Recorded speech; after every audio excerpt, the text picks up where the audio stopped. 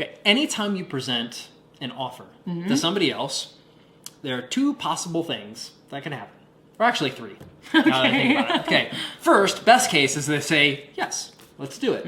Okay, that's the one you want. Second, which is what you don't want, is no, doesn't work for me, goodbye.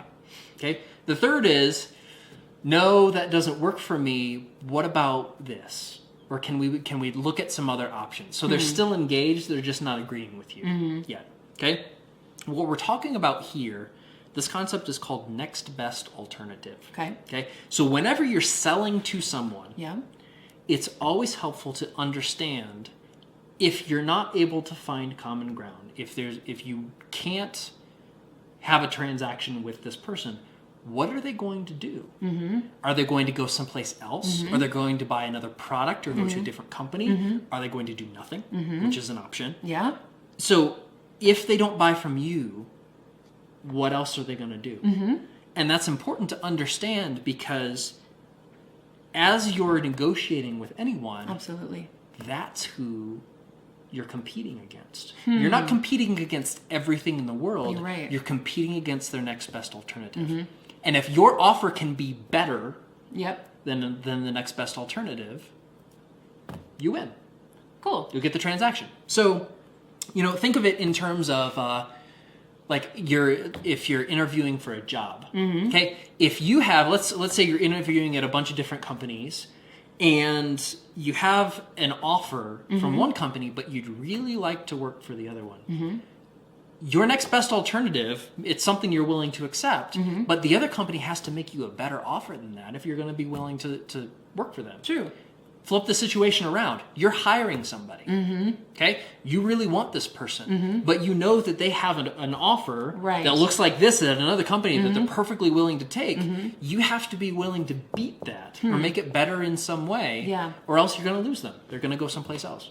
I can see this in a one-on-one situation. I think it could be a little bit more difficult when you're speaking through your product on the shelf or something like that. Is that just market research? Is that how you do that? That is market research. Okay. So, you have to understand that, your product may not be the only thing out there that does what this does. Or your service may not be the only service. So you have to understand that what makes this thing different, which goes back to your hook. How do people remember you? What's unique? What's remarkable?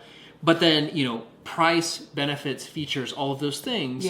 Their next best alternative is probably something else. So you have to make sure that your offer is better than their next best alternative, or they won't do business with you, they'll do business with somebody else. All right. Okay? And the other thing, too, is, so if you understand the next best alternative, that gives you a really huge advantage. Yeah. Because then you can make sure that your offer is better than the next best alternative. And that's good. Very true. So the more that you can understand about the next best alternative, the better a negotiating position you're in. The other thing, too, is that by having, if you're negotiating, by having a good next best alternative, that gives you power in the situation because whoever's making an offer to you has to beat that in order to get your business. And in every negotiation, power is the ability to walk away. Absolutely. If you don't need this, if you're not desperate, if you have some other option that's perfectly acceptable, you can use that as leverage in a negotiation because you don't have to get a deal. Absolutely. Okay, you can go do something else. So the other party has to make it worth your while, or else you just won't do it. Yeah. Did we talk about negotiation later on? Yes, we're actually talking sales. Okay. We're into the negotiation part of sales. Okay. And so, negotiation, and we'll talk about currencies and actually how to do the back and forth and all that. Okay, we'll do that later. But having a strong next best alternative puts you in a powerful negotiating situation because then it's okay if somebody doesn't agree. And they have to beat your next best alternative, and that's good for you. Good.